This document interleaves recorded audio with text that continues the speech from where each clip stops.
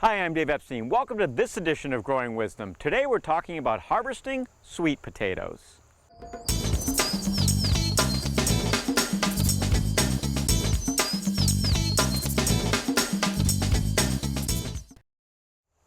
So as you can see, we have a load of sweet potatoes, and the great thing about these, we grew them all in containers.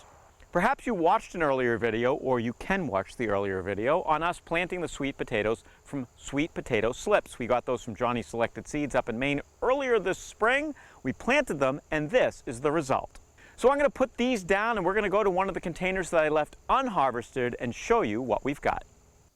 So the potatoes I showed you were harvested from two other containers that are now empty. I may actually use them to grow a little bit of lettuce here this fall.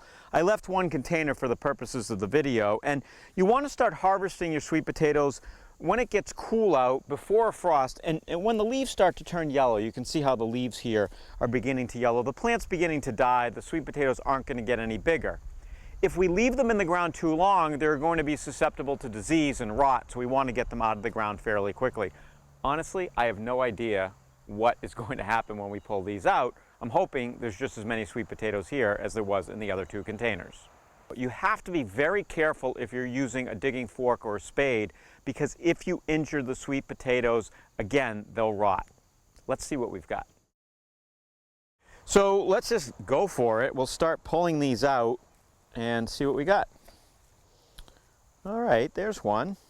Now you want to be really careful. Even though I can do this with my hands, I've got to be careful not to injure these.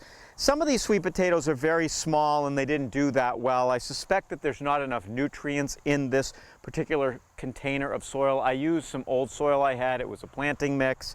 It might not be the right mix, but the idea here is that we are able to grow some sweet potatoes. So there's a nice one there. It's not huge, but it's quite nice. We'll talk about how to cure them in a minute.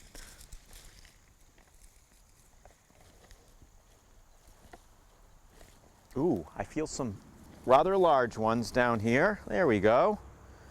So there's a beautiful sweet potato. The skin is perfect, not injured at all. Gently put that down. Be careful with your sweet potatoes. Again, you do not want to injure them. The nice thing about doing it in containers is I could let the greens kind of run out of the container, and I didn't have to worry that it was taking up space in the garden. That was the main reason I did this. So I'm a little bit disappointed with the number of sweet potatoes we got, but I'm thinking that it's a good video in terms of showing you how this is going to work. But personally, for the house, I didn't really get as many as I had hoped for. When you pull the sweet potatoes out of the ground, you don't want to wash them. You want to leave them outside, not in the sun, let them dry, and then they need to be cured. Curing takes place ideally in an 85 to 90 degree environment with high relative humidity, like 90%, so a lot of moisture in the air. Very few home gardeners are going to have that sort of environment. So what I did with mine, I put them in the oven. There's a pilot light in there. It's fairly warm, and the humidity is probably good enough that they'll cure eventually. Then store them in the basement at roughly 55 to 60 degrees, no colder, and they should hold up for quite a while. I'm hoping to have my sweet potatoes for the holidays. For Growing Wisdom, I'm Dave Epstein.